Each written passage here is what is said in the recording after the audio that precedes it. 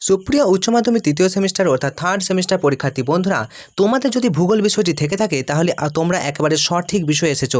হ্যাঁ বন্ধুরা, তোমাদের এই প্রশ্নপত্রটা তোমাদের পরীক্ষায় আসার চান্স রয়েছে, আর এই প্রশ্নপত্র থেকেই তোমাদের পরীক্ষায় কিন্তু আসতে চলেছে। উচ্চ মাধ্যমিক তৃতীয় সেমিস্টারকে টার্গেট রাখে ভূগোল বিষয়ে ভালো রেজাল্ট করার জন্য এবং অন্যান্য বিষয়গুলিতে ভালো রেজাল্ট করতে চাইলে চ্যানেলে নতুন হলে চ্যানেলটি সাবস্ক্রাইব করে পাশে থাকা নোটিফিকেশান অল সিলেক্ট করে রাখো, কারণ এর পরবর্তীতে আমরা অন্যান্য বিষয়ের সাজেশনগুলি খুব তাড়াতাড়ি প্রশ্নপত্র আকারে কিন্তু আলোচনা করছি। আর প্রত্যেকটি প্রশ্ন তোমাদের জন্য রয়েছে অত্যন্ত গুরুত্বপূর্ণ। আসবে এরকম প্রশ্নপত্র নিয়ে আমাদের বিশেষ ভিডিও 40-40 তোমাদের থাকছে সময় 1 ঘন্টা 15 মিনিট। এই 40-40 নাম্বার পাওয়ার জন্য আজকের আমাদের থার্ড সেমিস্টারকে টার্গেট রেখে ভূগোল বিষয়ের আজকের প্রথম প্রশ্ন 40টার মধ্যে তোমরা কতগুলো পারছো উত্তর সহ আমরা আলোচনা করব। অবশ্যই তোমরা কমেন্ট করে জানাবে, আর বন্ধুদেরকে ভিডিওটা একটু শেয়ার করে দাও যাতে তারাও ভালো রেজাল্ট করতে পারে। আজকের প্রথম প্রশ্ন, ওয়েগনারের মতে মহাদেশগুলি নিরক্ষরেখার দিকে সঞ্চরণের কারণ হলো, দেখো 4টে অপশান রয়েছে। কোন শক্তি? উত্তর হয়ে যাবে বৈষম্যমূলক অভিকর্ষ শক্তি, মনে রাখবে। নেক্সট, হিমদনির সিঁড়ির ঢালে হিমরেখার ক্ষয়কার্যের ফলে সৃষ্ট হ্রদ হলো, উত্তর হবে প্যাটারন স্টার হ্রদ। নেক্সট 3 নম্বর প্রশ্ন দেখো, প্রদত্ত বিবৃতিগুলি থেকে সত্য মিথ্যা কিন্তু নিরূপণ করতে বলেছে। প্রথম বিবৃতিটি দেখো, হিমবাহের তলায় সঞ্চিত গ্রাবরেখাকে হিমতল গ্রাবরেখা বলে, সত্য না মিথ্যা? তো অবশ্যই মনে রাখো এটা কিন্তু সত্য। 2 নম্বর প্রশ্ন দেখো, হিমদ্রোণীর তলদেশের ভূমিতে সৃষ্ট গ্রাবরেখাকে মধ্য গ্রাবরেখা বলে, এটা কিন্তু একেবারে মিথ্যা কথা, তাহলে এটা এফ হবে। তারপর দেখো 3 নম্বর কি বলেছে, যে প্রধান হিম উপত্যকার মধ্যবর্তী অংশে গ্রাবরেখাকে ভূমি গ্রাবরেখা বলে, এটা কিন্তু মিথ্যা। 4 নম্বরটা দেখো, ক্রেভাসের মধ্যে সঞ্চিত গ্রাবরেখাকে হিমাবদ্ধ গ্রাবরেখা বলে, এটা কিন্তু একেবারেই সত্য। তাই ক্রেভাসের মধ্যে সঞ্চিত গ্রাবরেখাকে হিমাবদ্ধ গ্রাবরেখা বলে। অপশান ওয়াইজ আমাদের অ্যান্সার হয়ে যাবে অপশান নাম্বার ডি, প্রথম এটি সত্য এবং 4 নম্বরটি সত্য, বাকি দুটি কিন্তু মিথ্যা। চলে আসবো নেক্সট 4 নম্বর প্রশ্ন, হিমবাহ ও জলধারার মিলিত কার্যের ফলে প্রান্ত গ্রাবরেখার বাইরে যে সমভূমি সৃষ্টি হয় তা হলো কোন সমভূমি? দেখো 4টে অপশান তোমরা দেখতে পাচ্ছ, উত্তর হয়ে যাবে বহির্বিধৌত সমভূমি। খুব ইম্পর্টেন্ট, ভালো করে শুনো। হিমবাহ ও জলধারার মিলিত কার্যের ফলে প্রান্ত গ্রাবরেখার বাইরে যে সমভূমি সৃষ্টি হয় তাকে বলে বহির্বিধৌত সমভূমি। পরের প্রশ্ন 5 নম্বর প্রশ্ন, নকুলদানার মতো ছোট বরফ গুটিযুক্ত অধঃক্ষেপণকে কী বলে? তো নকুলদানার সাইজের, তাহলে উত্তর হবে 4টে অপশান তোমরা দেখতে পাচ্ছ, উত্তর হয়ে যাবে স্লিট। Option A is the correct answer. Next, অনুচ্ছেদটি মনোযোগ সহকারে পড়ো এবং নিম্নলিখিত প্রশ্নের উত্তর দাও। দেখো অনুচ্ছেদ দিয়েছে, কি বলছে দেখো, আবহবিদ বোয়েনের মতে সমস্ত বৃষ্টিবিন্দুর উৎপত্তি বরফ কেলাস থেকে হয় না। এমন অনেক মেঘ আছে যেগুলি হিমাঙ্ক উষ্ণতায় পৌঁছতেই পারে না কিন্তু বৃষ্টিপাত ঘটায়। শিশিরাঙ্কে এলেই আপেক্ষিক আর্দ্রতা 100% হওয়া জলীয় বাষ্প জলকণায় পরিণত হয়ে ঘনীভবন প্রক্রিয়ায় মেঘের বিকাশ ঘটে। বায়ু শিশিরাঙ্কে পৌঁছতে পারে যদি বায়ুমণ্ডলে পর্যাপ্ত পরিমাণ জলীয় বাষ্প ও জলকণার বা জলকর্ষীর কণার উপস্থিতি থাকে। এরপর মেঘে জলকণাগুলির সম্মিলনের মাধ্যমেই বৃষ্টিবিন্দুর বিকাশ ঘটে এবং আকৃতিতে বৃহৎ হয়ে পড়লে অধঃক্ষেপণের ভূপতিত হয়। আপেক্ষিক আর্দ্রতার পরিমাপ ড্যাশ হলে ঘনীভবন প্রক্রিয়ার বিকাশ ঘটে। দেখো আপেক্ষিক আর্দ্রতার পরিমাপ কত পার্সেন্ট হলে ঘনীভবন প্রক্রিয়ার বিকাশ ঘটে? উত্তর মনে রাখো 100%। আপেক্ষিক আর্দ্রতার পরিমাপ 100% হলে ঘনীভবন প্রক্রিয়ার বিকাশ ঘটে। নেক্সট, পরের প্রশ্ন দেখো, সমুদ্রের মহীসোপানে প্রচুর সালফার সমৃদ্ধ লবণের স্তরকে কি বলে? 4টে অপশন তোমরা দেখতে পাচ্ছ, উত্তর হয়ে যাবে অপশন বি, ইভাপোরাইট। নেক্সট প্রশ্ন 8 নম্বর প্রশ্ন, প্রদত্ত বিবৃতিগুলি থেকে সত্য মিথ্যা নিরূপণ করতে বলেছে। দেখো 1 নম্বর, দক্ষিণ কোরিয়ায় সিওয়া হ্রদ বিশ্বের বৃহত্তম জোয়ারভাটা শক্তি কেন্দ্র, বলে এটা সত্য না মিথ্যা? অবশ্যই এটা মনে রাখো যে দক্ষিণ কোরিয়ার সিওয়া হ্রদ হচ্ছে বিশ্বের বৃহত্তম জোয়ারভাটা শক্তি কেন্দ্র।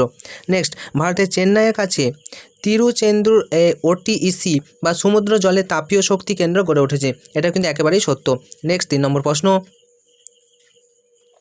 সুইডেনে বিশ্বের বৃহত্তম সমুদ্র তরঙ্গ শক্তি গড়ে উঠেছে, এটাও কিন্তু সত্য। 4 নম্বর দেখো, ভারতের তামিলনাড়ুর মুপান্দাল বৃহত্তম বায়ুশক্তি কেন্দ্র, এটাও কিন্তু পুরোপুরি সত্য। তাহলে অপশান ওয়াইজ আমাদের অ্যান্সার হয়ে যাবে অপশান ডি, সবগুলি কিন্তু সঠিক। নেক্সট, পরের প্রশ্ন 9 নম্বর প্রশ্ন, অত্যন্ত ভিটামিন সমৃদ্ধ ও খাদ্যরূপে সামুদ্রিক আগাছা বা সি উইড উৎপাদনে বিশ্বে প্রথম দেশ কোনটি? 4টে অপশান তোমরা দেখতে পাচ্ছ, উত্তর মনে রাখো চীন হলো প্রথম দেশ, অর্থাৎ option D is the correct answer. Next, সামুদ্রিক অবক্ষেপের গভীরতা অনুযায়ী অবক্ষেপগুলিকে সমুদ্রপৃষ্ঠ থেকে তলদেশ পর্যন্ত সঠিক ক্রমে তোমাদের সাজাতে বলেছে। তো আমি তোমাদেরকে ডাইরেক্ট অপশন ওয়াইজ অ্যান্সার বলেছি, উত্তর হয়ে যাবে অপশন ডি। প্রথমে 2, তারপর 4, তারপর 1, তারপর 3। চলে আসবো নেক্সট 11 নম্বর প্রশ্ন। চিহ্নিত অংশের জন্য সঠিক বিকল্পটি নির্বাচন করো। দেখো বায়ুমণ্ডল, বায়ুমণ্ডল আর শিলামণ্ডল। তো এখানে চিহ্নিত অংশের জন্য কি হবে? এটা জীবমণ্ডল অ্যান্সার হবে অপশন এ।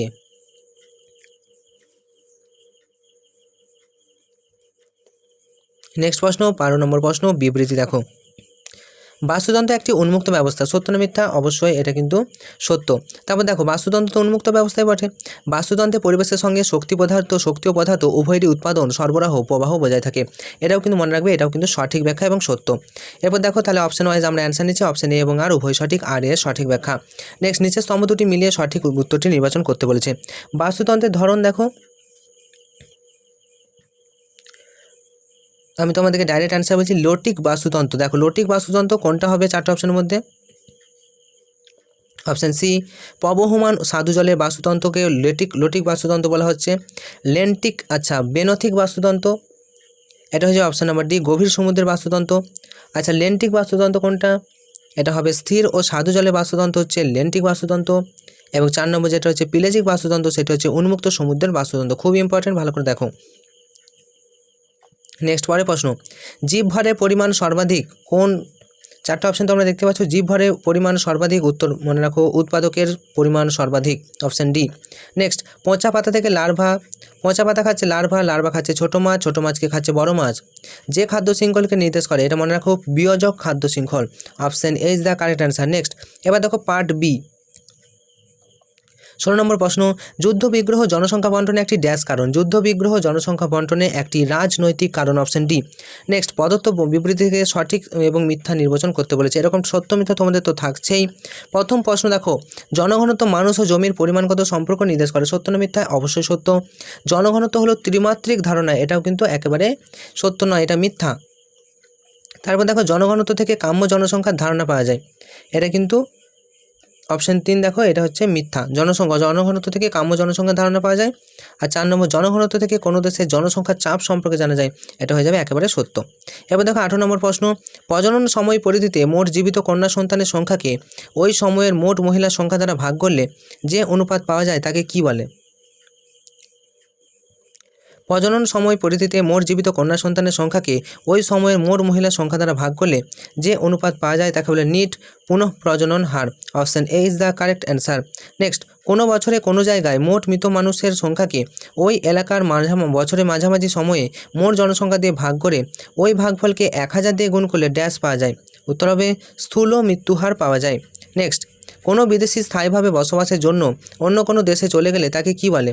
উত্তর হবে অভিবাসন, option C is the correct answer. Next প্রশ্ন দেখো, মরুদ্যানকে কেন্দ্র করে গড়ে উঠেছে কি? মরুদ্যানকে কেন্দ্র করে গড়ে উঠেছে, মনে রাখবে, জলবিন্দু।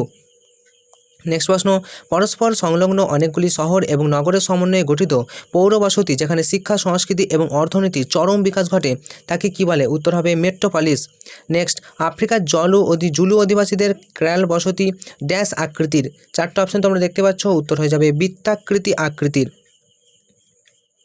নেক্সট প্রশ্ন, নিম্নোক্ত শহরগুলির মধ্যে একটি দুর্গ শহর হলো, 4টা অপশন দেখো, উত্তর হয়ে যাবে চিতর। চিতর হলো একটি দুর্গ শহর। নেক্সট, ভারতের নগরায়নের সমস্যা কি? দেখো ভারতের নগরায়নের সমস্যা হচ্ছে বেকারত্ব বৃদ্ধি, বস্তি দখলদারি বসতি আর জলনিকাশ সমস্যা। প্রত্যেকটাই তো ভারতের বেকারত্বের বা নগরায়নের সমস্যা, এগুলো কিন্তু রয়েছে। চলে আসবো আমরা নেক্সট প্রশ্ন দেখো পার্ট সি, ভারতে প্রতি 1000 পুরুষে মহিলার সংখ্যা কতজন? ভারতে মনে রাখো প্রতি 1000 পুরুষে মহিলার সংখ্যা 943 জন। নেক্সট 27 নম্বর প্রশ্ন, বিবৃতি এ, উত্তর ভারতের নিত্যবহ খালের মাধ্যমে সবথেকে বেশি জলসেচ করা হয়, কারণ কি? 4টা অপশন তোমরা দেখো, কারণ বলছে উত্তর ভারতের চিরপ্রবাহী নদী থেকে খালগুলি খনন করা হয়েছে, এটা কি সঠিক? তো মনে রাখো একেবারেই সঠিক, অপশন এ এবং আর উভয়ই সঠিক। অপশন ওয়াইজ আমরা অপশন বেছে নিচ্ছি, অপশন এ। নেক্সট প্রশ্ন, পশ্চিমবঙ্গ সরকার কত সালে বৃষ্টির জল সংরক্ষণের জন্য জল ভরো প্রকল্প গ্রহণ করেছে? উত্তর হবে 2011 সাল অনুযায়ী বৃষ্টি জল সংরক্ষণের জন্য জল ভরো প্রকল্প গ্রহণ করেছে। নেক্সট প্রশ্ন 29 নম্বর প্রশ্ন, নিচের স্তম্ভ দুটি মিলিয়ে সঠিক উত্তরটি নির্বাচন করতে বলেছে। দেখো কয়লা কি হবে? দেখো কয়লা হবে অপশন সি CIL, খনিজ তেল অপশন ডি ওএনজিসি এর থেকে আমরা খনিজ তেল পাই। প্রাকৃতিক গ্যাস অপশন ওয়াইজ অ্যান্সার হবে GAIL এবং option 4 uranium option wise answer হবে UCL। নেক্সট প্রশ্ন, ফটোভোল্টেক কোষের সাহায্যে কোন শক্তি উৎপাদন করা হয়? উত্তর হয়ে যাবে দেখো সৌরশক্তি। ফটোভোল্টেক কোষের সাহায্যে সৌরশক্তি উৎপাদন করা হয়, মনে রাখবে। নেক্সট প্রশ্ন, পঞ্চবার্ষিকী পরিকল্পনার প্রথম থেকে শেষ সময় অনুসারে ভারতের নিম্নোক্ত বিপ্লবের সঠিক ক্রমটি তোমাদের সাজাতে বলেছে। উত্তর দেখে নাও। প্রথমে 1 নম্বরতে হবে, প্রথমে ডক্টর এস স্বামীনাথনের নেতৃত্বে ভারতের কৃষিক্ষেত্রে সবুজ বিপ্লব ঘটেছিল। তারপর উত্তর হবে ডক্টর ভার্গিস কুরিয়ার নেতৃত্বে ভারতের দুগ্ধ উৎপাদনের জন্য শ্বেত বিপ্লব ঘটেছিল। তারপর অ্যান্সার হয়ে যাবে অপশন 3, অনগ্রসর কৃষি এলাকাতে আধুনিক কৃষি প্রযুক্তি প্রয়োগ করে পরিবেশ ও বাস্তুতন্ত্রের ভারসাম্য রক্ষার মাধ্যমে দীর্ঘকালীন কৃষি উন্নয়ন ও পরিকল্পনার মধ্যে দ্বিতীয় সবুজ বিপ্লব ঘটেছিল। তারপর হয়ে যাবে option number 2, option number 3, doctor Arup কৃষ্ণনের মাধ্যমে ভারতের স্বচ্ছ উৎপাদনে নীল বিপ্লব ঘটেছিল।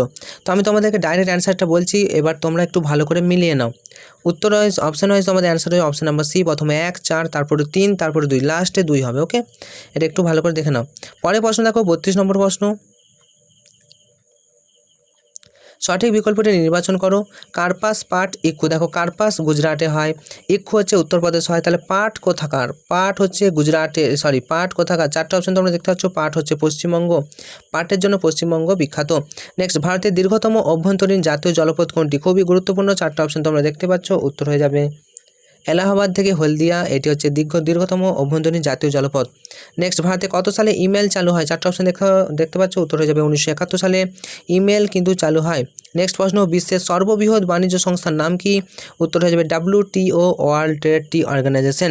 এই ছিল তোমাদের জন্য 35টি প্রশ্ন। এই 35টা প্রশ্নের মধ্যে তোমরা কতগুলো পারছো অবশ্যই কিন্তু কমেন্ট করে জানাতে পারো। তোমাদের পরীক্ষা ভালো হবে এই শুভকামনা জানিয়ে আজকের মতো ভিডিওটা এখানেই শেষ করছি। পরের ভিডিওতে কী বিষয়ে ভিডিও পেতে চাও অবশ্যই কমেন্ট করে জানাও। Enjoy exam, all the best.